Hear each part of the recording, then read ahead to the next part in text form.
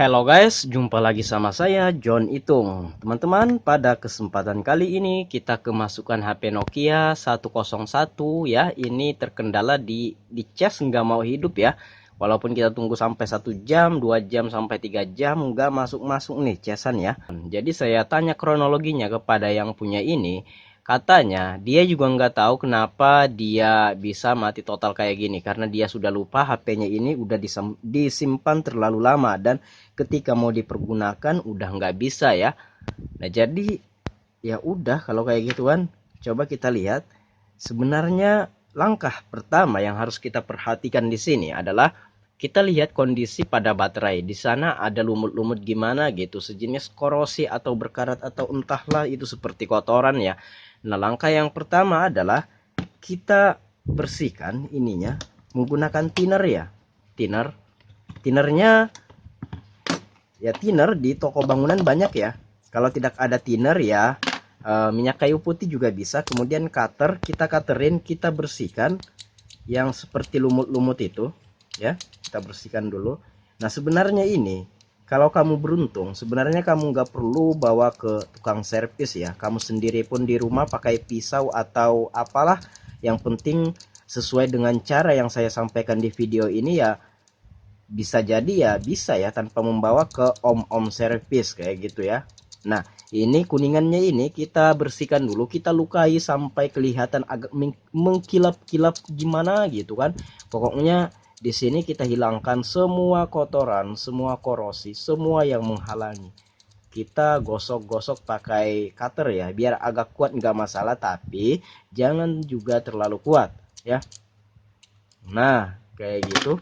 Kemudian kita bersihkan. Nah ada pertanyaan, gimana bang kalau baterai tanam? Nah kalau baterai tanam itu silahkan dicas dalam jangka waktu kurang lebih 30 menit sampai 1 jam. Apabila sudah lebih daripada 1 jam dan baterainya nggak bertambah, silahkan dibongkar, dicek baterainya.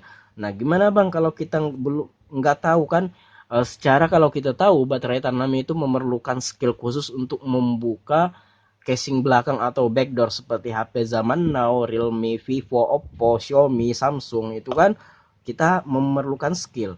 Nah itu kalau untuk membuka backdoor itu silahkan cek di YouTube ya, banyak sekali yang tutorial bagaimana cara membuka backdoornya. Nah ini kita bersihkan saja. Nah sampai mengkilap kayak gini. Nah lalu kita cek di desktop apakah baterai ini ada isinya atau tidak kan kayak gitu kan.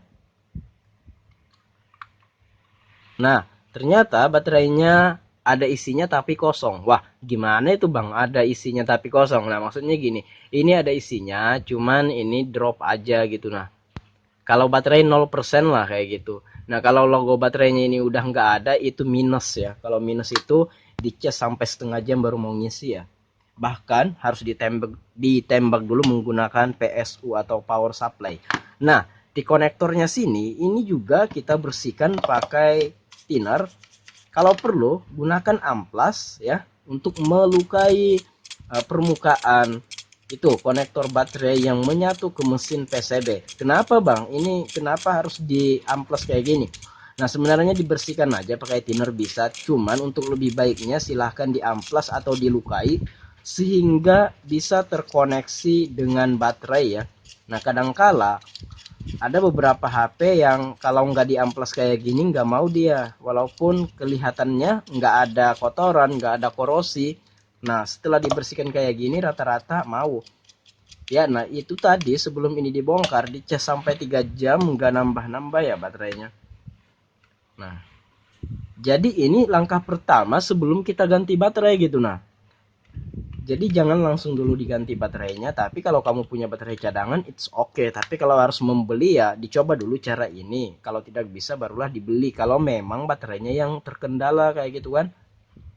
Jadi kita nggak asal beli. Nah kita tunggu apakah ini ada perubahan atau nah kita lihat dan ini udah mau ngecas. Jadi permasalahannya cuma satu, cuma pada baterainya yang tadi terkendala di korosi ya. dikorosi atau ada karat-karat atau kotoran ya. Tadi bukan juga karat sih. Ada tadi kotoran yang menghalangi sehingga daya pada baterai tidak bisa tersalurkan ke mesin PCB HP ini ya. Nah, teman-teman, semoga video kali ini bermanfaat dan teman-teman pun bisa membersihkan atau memperbaiki masalah kayak gini di rumah sendiri ya, tanpa ke abang-abang servis. Tapi kalau teman-teman punya kelebihan duit dan ingin berbagi atau teman-teman lagi malas, ya udah terserah teman-teman saja ya. Baiklah, saya John Itung, see you the next video my brother.